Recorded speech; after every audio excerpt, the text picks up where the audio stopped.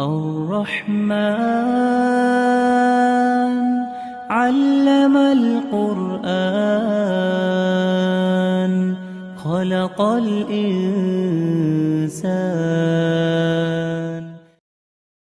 بسم الله الرحمن الرحيم. الحمد لله أحمده واستعينه واستغفره واستهديه واشهد أن لا إله إلا الله وحده لا شريك له واشهد أن محمدا عبده ورسوله. أما بعد، فإن خير الحديث كتاب الله وخير الهدي هدي محمد صلى الله عليه وسلم وشر الأمور محدثاتها وكل محدثة بدعة وكل بدعة ضلالة وكل ضلالة في النار. فأعوذ بالله السميع العليم من الشيطان الرجيم من همزه ونفخه ونفثه. بسم الله الرحمن الرحيم.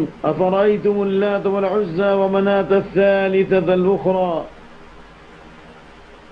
قال المؤلف رحمه الله: باب من تبرك بشجر أو حجر ونحوهما. اللهم حبب إلينا الإيمان وزينه في قلوبنا وكره إلينا الكفر والفسوق والعصيان واجعلنا من الراشدين. اللهم زينا بزينة الإيمان واجعلنا هداة مهتدين. رب اشرح لي صدري ويسر لي أمري رب اشرح لي صدري ويسر لي أمري واحلل عقدة من لساني يفقهوا قولي. رب زدني علما. اللهم انفعنا بما علمتنا وعلمنا ما ينفعنا وزدنا علما. اللهم زينا بزينة الإيمان واجعلنا هداة مهتدين. جیسا کہ آج کے باب سے آپ کو اندازہ ہوا کہ آج کا درس ہے مؤلف رحمہ اللہ کے اس باب کے تحت کہ باب من تبرک بشجر و حجر ونحوہما، یعنی کہ یہ باب میں بیان ہے ان چیزوں کا جن کے اندر انسان برکت حاصل کرتا ہے، جیسے درخت کے ذریعے یا پتھر کے ذریعے یا جیسی اور دوسری چیزوں قبروں کے ذریعے قبوں کے ذریعے. یعنی مخلوقات میں بہت سی ایسی چیزیں ہیں جنہیں انسان بابرکت سمجھتا ہے اور ان سے خیر کی امید رکھتا ہے اور ان سے تبرک اور برکت حاصل کرتا ہے. برکت سے متعلق عرض یہ ہے کہ برکت کا لفظ یہ بارہ کاف سے ماخوذ ہے. اسی سے آتا ہے بر کا، بڑے حوض کو جس میں بہت زیادہ پانی جمع ہو اور وہ پانی ہمیشہ رہے. تو کثرت کے معنی میں یعنی خیر اور برکت حاصل کرنا. اس سلسلے میں اہل سنت والجماعت کا اس بات پر اتفاق ہے کہ اللہ تعالیٰ نے جن چیزوں میں برکت رکھتی ہے، اللہ نے جن چیزوں میں برکت رکھی ہے ان سے برکت حاصل کرنا مشروع ہے. اور دو قسم کی چیزیں ہیں. نمبر ایک شرعی چیزیں ہیں جن سے برکت حاصل کی جائیں گی. نمبر دو حسی چیزیں ہیں جو انسان کے تجربے سے اور اس کے دیکھنے سے اور چھونے سے تعلق ہے، اس سے برکت حاصل کی جائے گی جن کے اوپر شریعت کی طرف سے دلیل ہے. شرعی چیزوں میں جن سے برکت حاصل کی جائے گی جیسے قرآن مجید، اللہ نے اس کو بابرکت کتاب کا وعدہ، کتاب انزلنا مبارک فاتبعوہ، اس کو پڑھنے میں برکت ہے. کتاب انزلنا الیک مبارک لیدبروا آیاتہ، یہ بابرکت کتاب ہے تاکہ لوگ اس پر غور و فکر کریں. یعنی پڑھنا اور سمجھنا اور اس پر غور و فکر کرنا یہ برکت ہے. اس اعتبار سے بھی کہ پڑھنے والے کو ہر حرف تسنیکی ملے گی، اس اعتبار سے کہ اللہ تعالیٰ اس کے عمل کے اندر خیر اور برکت عطا فرمائے گا، اس اعتبار سے بھی کہ قیامت کے دن برکت عطا فرمائے گا کہ یہ قرآن اپنے ساتھی کے لیے قیامت کے دن شفاعت کرے گا. اس اعتبار سے برکت کہ مریض کے اوپر دم کیا جائے یا مریض خود اپنے اوپر دم کرے تو اللہ اسے شفا عطا فرمائے گا. یہ سکون کی کتاب ہے، یہ امن کی کتاب، یہ شانتی کی کتاب ہے. اس اعتبار سے کہ قرآن بابرکت ہے کہ قرآن پڑھنے والوں کی عمریں بہت زیادہ ہوتی رہی ہیں. جیسا کہ میں نے کبھی کسی درس میں بتایا تھا، سوید بن غفلہ جو قرآن کے بڑے قاری تھے، ان کی عمر تھی 132، لا الہ الا اللہ، 127 یا 28. قرآن سبع اور عشرہ میں امام بصری ہے، ان کی عمر تھی 132 سال.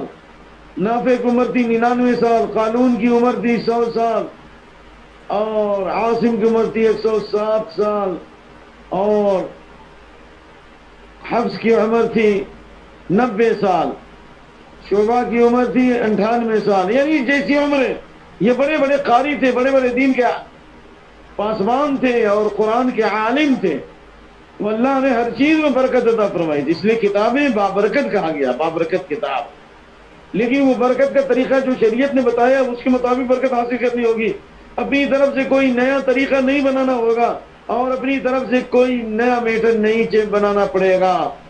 جس طرح سے لوگ قرآن کو چھو کے برکت حاصل کرتے ہیں، آنکھوں میں لگا کے برکت حاصل کرتے ہیں، یا جہیز میں دے کر کے برکت حاصل کرتے ہیں، یا میت کے پاس رکھ کر برکت حاصل کرتے ہیں، نعوذ باللہ اسی طرح دعائیں گنج العرش رکھتے ہیں میت کے پہچانے تک برکت حاصل ہو، یہ سب چیزیں غیر شرعی ہیں، غیر دینی ہیں، غیر ثبوتی ہیں، لہذا برکت حاصل کرنے کا طریقہ بتایا گیا۔ نمبر 2، اسی چیز جن سے برکت حاصل کرنا ہے،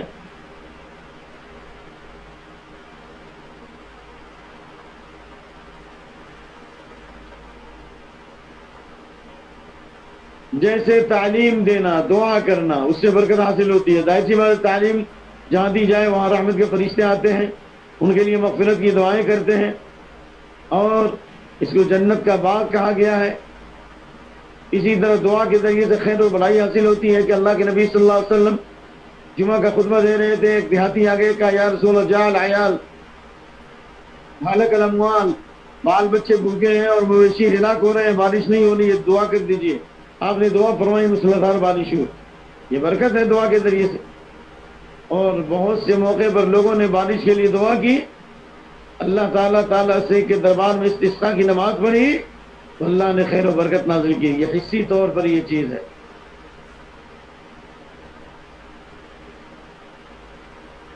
یا اسی طرح سے تیمم کی آیت نازل ہو گئی حضرت ابوبکر صدیق رضی اللہ عنہ کی برکت سے۔ کیسے کہ جس غزوے میں حضرت عائشہ رضی اللہ عنہ کا ہار گم ہو گیا تھا اور ہار کی تلاش میں مسلمان پریشان تھے، یہاں تک کہ نماز کا وقت ہو گیا اور مسلمانوں نے بغیر وضو اور بغیر تیمم کی نماز پڑھی تو اللہ نے اس موقع سے تیمم کی آیت نازل کی، فَإِن لَّمْ تَجِدُوا مَاءً فَتَيَمَّمُوا صَعِيدًا طَيِّبًا، اگر پانی نہ پاؤ، پاک مٹی کا قصد کرو، یعنی تیمم کر لو۔ تو اس کی وجہ سے ایک بڑی آسانی ہو گئی۔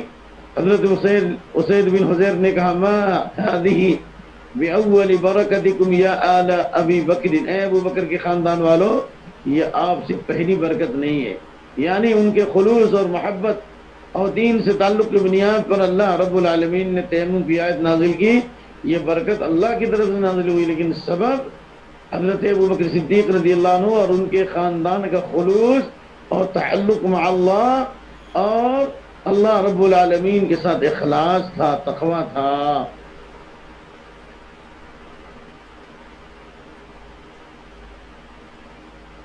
اسی طریقے سے بہت ساری کھانے پینے کی چیزوں میں بھی برکت اللہ نے رکھی ہے، جیسے بسم اللہ کر کے کھائیں گے تو برکت حاصل ہوگی، جماعت کے ساتھ کھائیں گے تو برکت حاصل ہوگی، جیسا کہ روایت ابن ماجہ وغیرہ کے اندر موجود ہے۔ یہ بات صحابہ نے کہا یا رسول اللہ کہ ہم کھانا کھاتے ہیں اور آسودہ نہیں ہوتے، تو آپ نے فرمایا اجتمعوا علی طعامکم یبارک لکم فیہ، اجتماعی طور پر کھانا کھاؤ، اس میں برکت حاصل ہوگی، یعنی اللہ تعالیٰ اس میں خیر عطا فرمائے گا، کم کھانے میں زیادہ ہو جائیں گے۔ جیسے طعام الواحد یکفی الاثنین، ایک آدمی کا کھانا 2 کے لیے کافی ہو جاتا ہے، 2 کا کھانا 4 کے لیے کافی ہو جاتا ہے۔ اور اسی طرح کی برکت نبی صلی اللہ علیہ وسلم کی زندگی میں صحابہ کو حاصل نہیں کہ اللہ تعالیٰ نے آپ کی ذات میں برکت رکھی ہے، آپ کے جوٹے میں برکت، آپ کے وضو کے پانی کو لینے کے لیے صحابہ کرام دوڑ پڑتے تھے۔ یہ نبی کی زندگی کی بات، جو حدیبیہ کا جو واقعہ ہے، باب غزوۃ الحدیبیہ، عروہ بن مسعود نے کہا کہ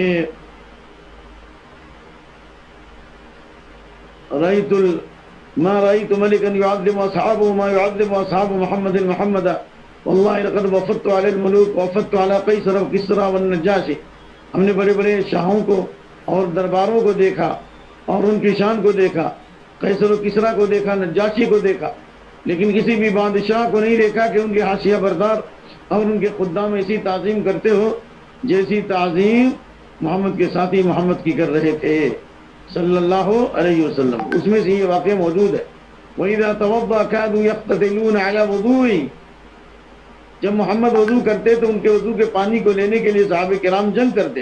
ہر آدمی چاہتا کہ آپ کے وضو کے پانی سے آپ صلی اللہ علیہ وسلم کے وضو کے پانی کو لے کر کے اپنے جسم پر ملے، اور آپ کے منہ سے جو بلغم نکلتا اسے لے کر صحابہ کرام ملتے تھے۔ یہ نبی کی ذات سے، نبی کی زندگی میں صحابہ نے برکت حاصل کی ہے۔ اور اس سلسلے کے کئی واقعات موجود ہیں، جیسے میں آپ کے سامنے مسلم شریف 2279 کی حدیث پیش کر رہا ہوں۔ حضرت انس بن مالک رضی اللہ عنہ کی روایت ہے، کہتے ہیں کہ نبی صلی اللہ علیہ وسلم کے پاس پانی لایا گیا لیکن پانی کم تھا۔ ہوتی ہے بقدح رحرات، ایک کشادہ پیالے میں پانی کو ڈالا گیا۔ فجعل القوم يتوضؤون فحرزت ما بين 60 إلى 80 ولو كنا 100 فجعلت انظر إلى الماء ينبع من بين أصابعه۔ اللہ اکبر۔ کہا کہ آپ صلی اللہ علیہ وسلم نے اس پانی کے اندر اپنے انگلی کو ڈالا اور وہ پانی جوش مار رہا تھا، پہلے سے زیادہ بڑھ گیا۔ اللہ نے آپ کی ذات میں برکت رکھی تھی، آپ کی دعا میں برکت رکھی تھی۔ کہتے ہیں کہ میں نے اندازہ کیا کہ 60 سے 80 کے بیچ میں لوگوں نے وضو کیا۔ یہ برکت تھی، کیونکہ اللہ نے نبی کی ذات میں برکت رکھی، آپ کے جوٹے میں برکت رکھی، آپ کے جسم میں برکت رکھی ہے، آپ کے جسم سے جو آثار ٹچ ہوں ان میں برکت رکھی ہے، جیسے کرتے کے ذریعے، آپ کی داڑھی کے بال کے ذریعے، یا آپ کی ٹوپی کے ذریعے، یا آپ کے چپل کے ذریعے، آپ کے جوتے کے ذریعے برکت حاصل کرنا، یہ صحابہ کا طریقہ تھا نبی کی زندگی میں۔ نبی کے بعد اس کا معمول نہیں تھا، البتہ حضرت ام سلمہ کے بعد کچھ نبی صلی اللہ علیہ وسلم کے بال تھے، جو مریض بیمار ہوتا تو ان بالوں کو پانی میں ڈال کر کے وہ پانی ان کے اوپر چھڑکا جاتا تھا یا پلایا جاتا تھا۔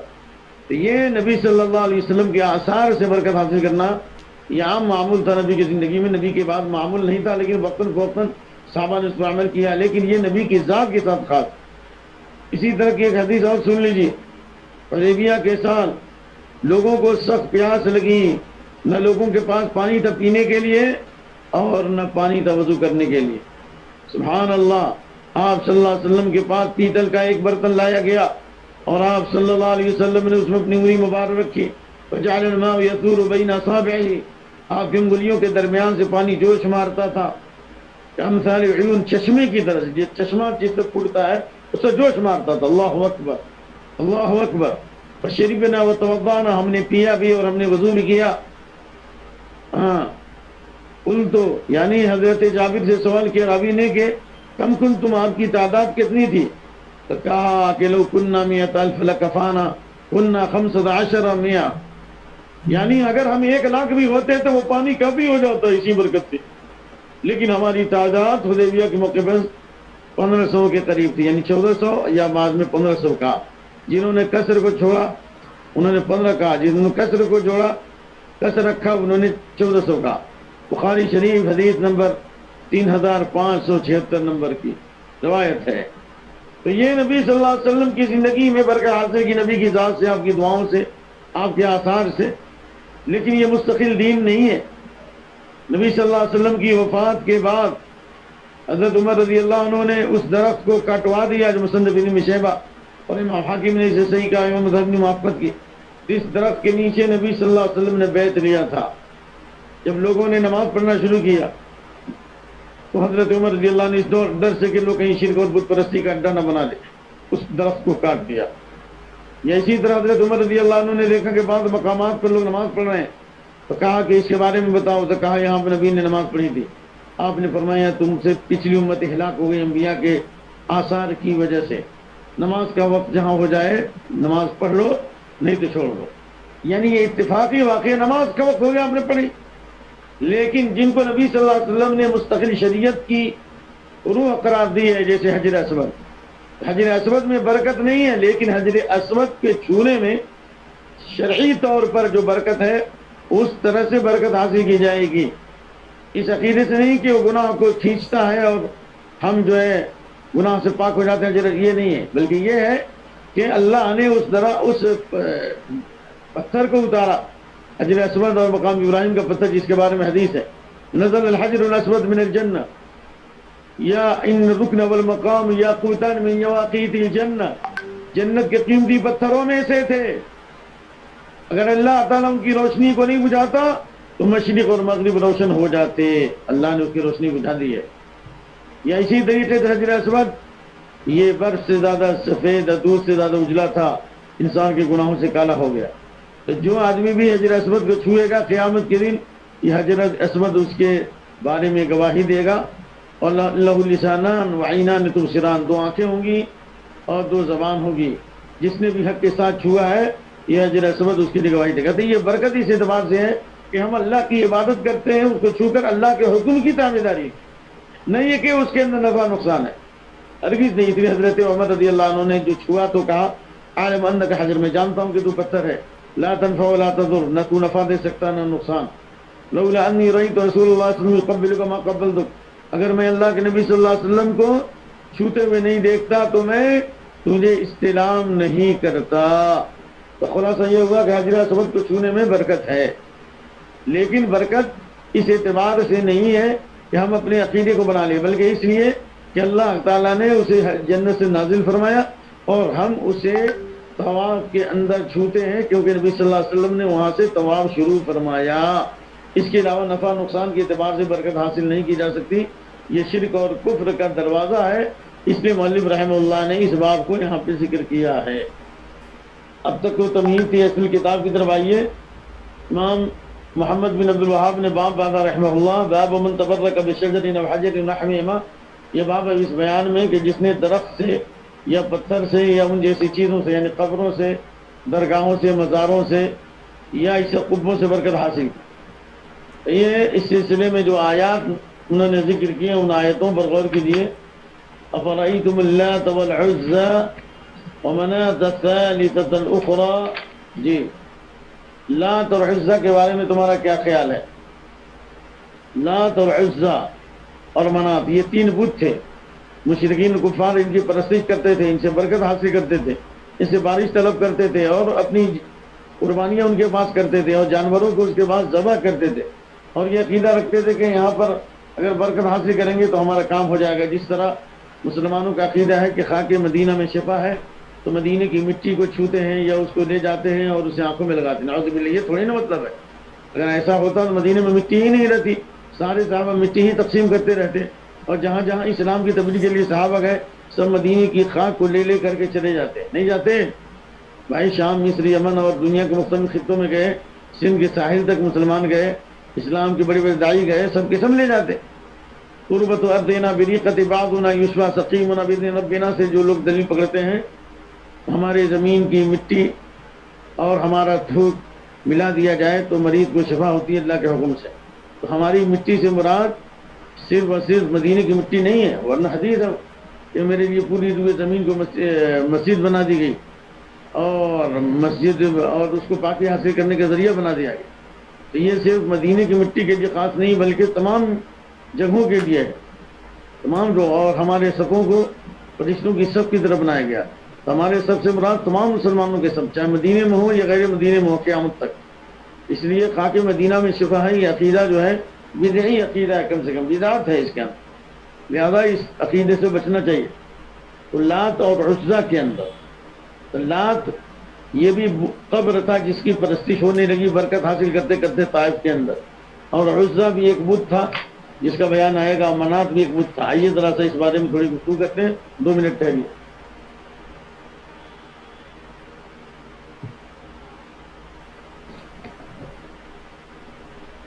نات سے متعلق یہ ہے کہ یہ طائف کے اندر ایک بت تھا، اور اس بارے میں ابن عباس کی دلیل یہ ہے کہ یہ آدمی تھا جو ستو گھول گھول کر حاجیوں کو اللہ کے نام پر کھلایا کرتا تھا، ستو گھول کر پلاتا تھا ایک قول کے مطابق۔ جب وہ مر گیا لوگوں نے طائف میں اس کی قبر بنا دی اور وہاں پر آستانے سجا دیے اور وہاں پر دربان بیٹھا دیے، پھر اس قبر کی پرستش ہونے لگی اور اس سے لوگ برکت حاصل کرنے لگے۔ لیکن فتح مکہ کے بعد آپ صلی اللہ علیہ وسلم نے بعض صحابہ کو بھیجا، غالب بن مغیرہ بن شعبہ کو، جو اس شرک اور کفر کے اڈے کو ختم کر دیا۔ اس سے معلوم ہو کہ جب تک طاقت و قوت نہیں ہو برائی کو ہاتھ سے نہیں روکا جائے گا۔ اسی طرح سے عزہ ہے، یہ عزہ جو ہے ایک بت تھا جو مکہ اور طائف کے درمیان تھا، اس لیے تو ابو سفیان نے کہا تھا لنا عزہ ولا عزہ لکم، جب غزوہ حنین میں کہا تھا ہمارے لیے عزا ہے، تمہارے پاس عزا نہیں ہے، تو آپ نے صحابہ کو کہا کہو لنا مولا ولا مولا لکم، اللہ مولانا ولا مولا لکم، اللہ میرا کارساز ہے، تمہارا کوئی کارساز۔ تو یہ مکہ اور طائف کے درمیان تھا، قریش اور بنو کنانہ کے لوگ اس کی پرستش کرتے تھے۔ اور منات جو ہے یہ بھی منان سے ہے، جس طرح عزا جو ہے اللہ کا نام عزیز ہے اس سے لوگوں نے نکالا، اسی طریقے سے منات کو لوگوں نے منان سے نکالا، احسان کرنے والا، جو اللہ کے ناموں میں سے ایک نام ہے، المنان بدیع السماوات والارض ذی الجلال والاکرام۔ اور کہا جاتا ہے کہ منا جو ہے یہ منات جو ہے منن سے ہے، یعنی جس کے معنی آتا ہے بہت زیادہ خیر اور بھلائی ڈالنا، یعنی اس کے پاس چونکہ بہت زیادہ جانور ذبح کیے جاتے تھے اس لیے اس کو منات کہا گیا۔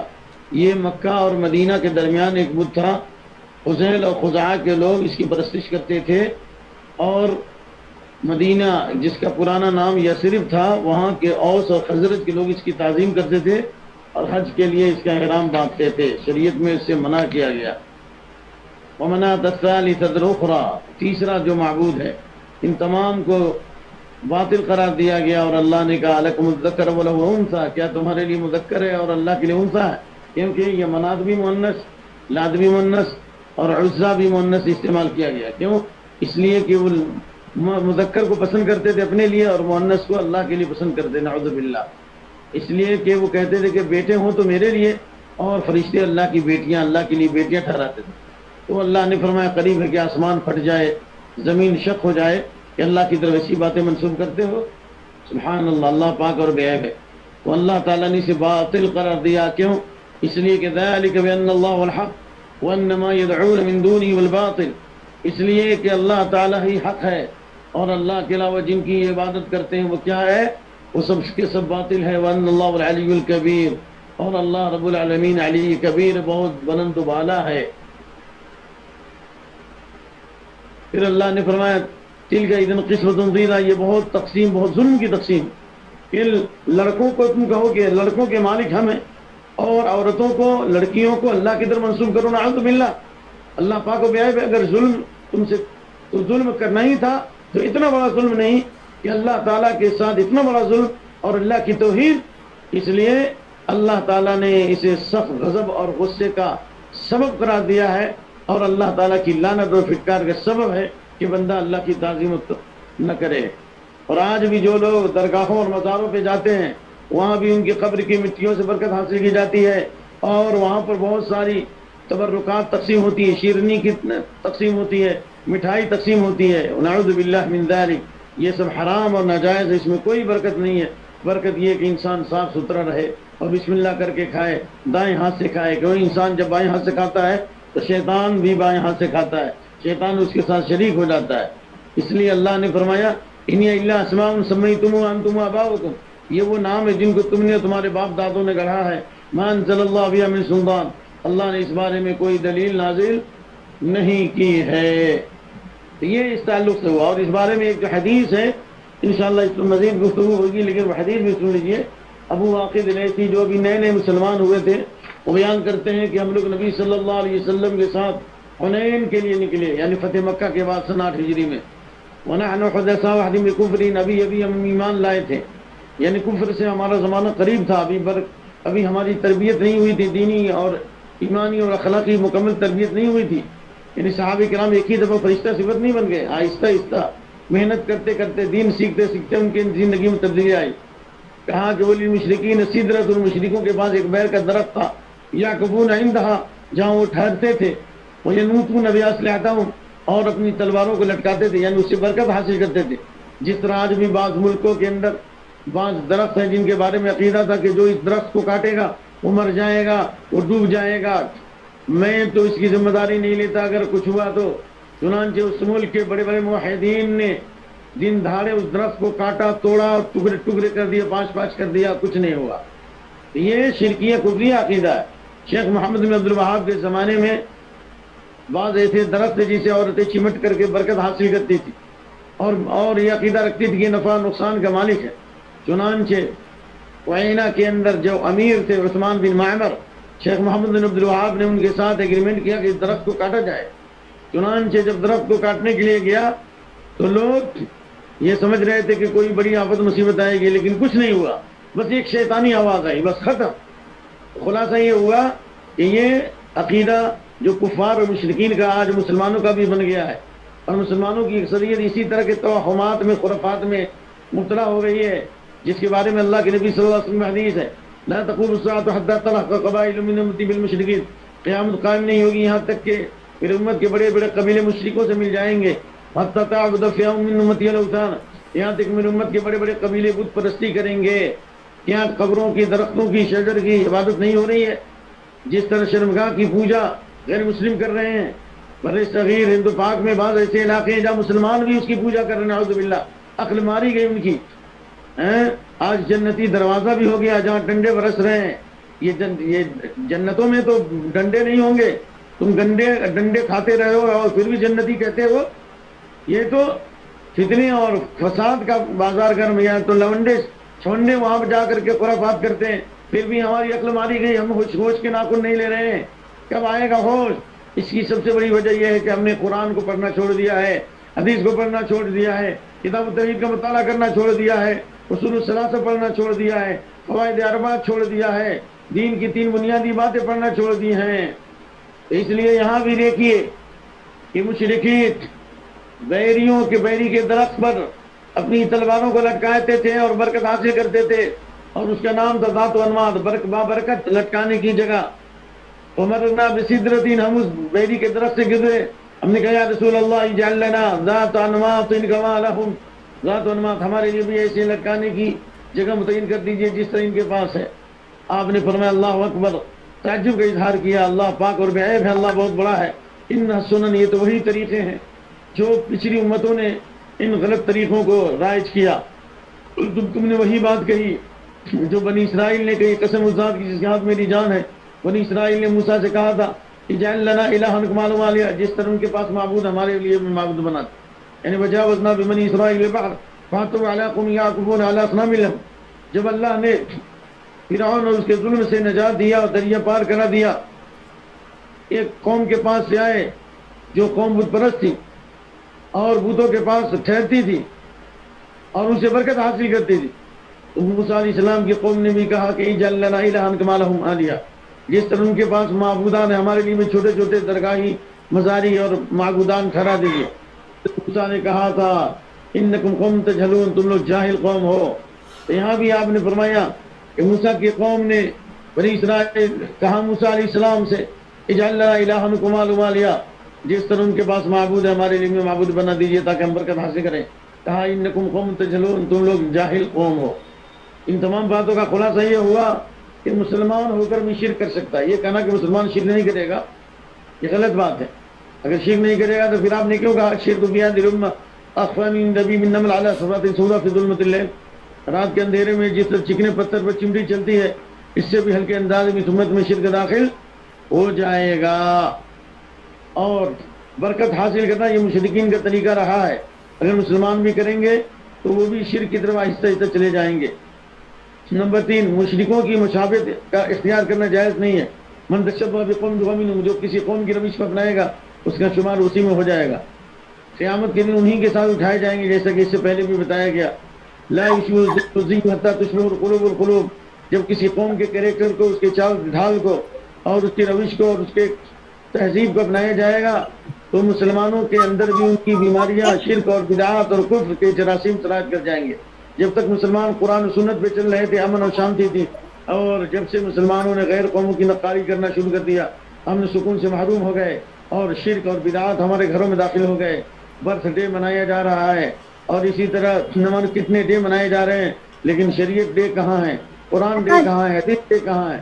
اس لیے ان تمام چیزوں سے ہمیں توبہ کرنا چاہیے۔ اللہ سے دعا ہے کہ اللہ تعالی ہمیں برکت حاصل کرنے کا جو شرعی طریقہ بتایا ہے وہ ہمیں کرنا چاہیے، کہ ہم ہمیشہ باوضو رہیں اور صبح شام کے اذکار پڑھیں، قرآن کی تلاوت کریں ہر پر 10 نیکی، تو ایک پیج میں 5000 نیکی ملے گی، اور جس قدر قرآن پڑھتے رہیں گے وہ گھر بابرکت ہوگا۔ علی کا تلاوت القرآن فإنہ نور لک فی الارض وذکر لک فی السماء، زمین کے اندر روشنی ہوگی اور آسمان میں ذکر خیر ہوگا۔ اور جس گھر میں سورہ بقرہ پڑھی جائے اس میں شیطان داخل نہیں ہوتا بلکہ شیطان نکل جاتا ہے۔ اور آپ صلی اللہ علیہ وسلم نے فرمایا کہ ان اللہ کتب کتاب قبل ان یخلق السماوات والارض بألف عام، زمین آسمان کی تخلیق سے 2000 سال پہلے اللہ نے کتاب لکھی، اور اس کتاب سے اللہ نے 2 آیتیں نازل کی، انہی 2 آیتوں پر سورہ بقرہ کو ختم کیا۔ فإنهما لا يقرأن في ذلك 3 لیال، 3 دن تک جب تک یہ 2 آیتیں پڑھی جائیں گی شیطان وہاں سے نکل جائے گا اور شیطان وہاں پہ داخل نہیں ہوگا۔ یہ حدیث سند کی دوا سے ثابت ہے، ابن ابی حاتم نے روایت کیا ہے۔ یہ برکت حاصل کرنے کے شدید طریقے ہیں، نہ کہ کرتے سے، داڑھی سے یا کسی کی چپل سے برکت حاصل کرنا۔ یہ اگر ہوتا نبی صلی اللہ علیہ وسلم کے علاوہ کسی اور کے لیے تو ابو بکر و عمر رضی اللہ عنہ بیعت و ارشاد لیتے کہ نہیں لیتے؟ یہ خلافت کی بیعت تو ہے، لیکن برکت کی بیعت لے لے کر کے لوگ رسی کو پھینکتے ہیں، اور رسی کو بڑی بڑی عورتیں بھی پکڑتی ہیں، مرد بھی پکڑتے ہیں۔ یہ کہاں سے آیا؟ اللہ نے کہا یہ سب شیطانی رسی، اس کو چھوڑ دو۔ رسی صرف ایک ہے، واعتصموا بحبل اللہ، اللہ کی رسی قرآن ہے، اللہ کی رسی حدیث ہے، اس کو پکڑ لو۔ ان ھذا القرآن وحبل اللہ الممدود من السماء الى الارض، آسمان سے زمین تک یہ اللہ کی رسی پھیلی ہوئی ہے، اور اس کا ایک سرا اللہ کو طرف بید اللہ، اور اس کا ایک کنارہ اللہ کے ہاتھ میں، اور طرف بیدی کو دوسرا کنارہ اللہ نے تمہارے ہاتھ میں چھوڑا ہے، اس کو مضبوطی سے پکڑ لو، تم نجات پا جاؤ گے اور ساری برکتیں حاصل ہوں گی۔ کیونکہ کل میرا درس بہت مختصر ہوا تھا، اس لیے میں نے آج تھوڑا وقت زیادہ دیا ہے۔